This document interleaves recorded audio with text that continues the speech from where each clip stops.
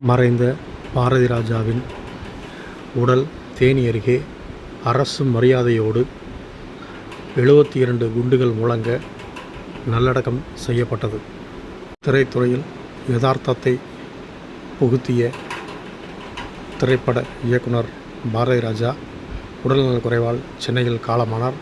தொடர்ந்து அவரது சொந்த ஊரான தேனி மாவட்டம் காற்றோடு அருகே உள்ள அவரது இடத்தில் அவருக்கு நல்லடக்கம் செய்ய நிர்ணயித்து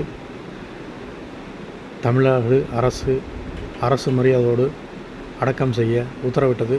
இதனைத் தொடர்ந்து தேனி மாவட்ட ஆட்சித்தலைவர் டாக்டர் வைத்தியநாதன், மாவட்ட காவல் கண்காணிப்பாளர் டாக்டர் புக்கியா ஸ்னேகப்பிரியா, எரிசக்தி மற்றும் சட்டத்துறை அமைச்சர் நிர்மல்குமார், சமூக நீதி அமைச்சர் வன்னியரசு மற்றும் கவிஞர் வைரமுத்து மற்றும் திரைப்பட நடிகர்கள், இயக்குநர்கள், பொதுமக்கள் என எல்லோரும் அஞ்சலி செலுத்திய பின்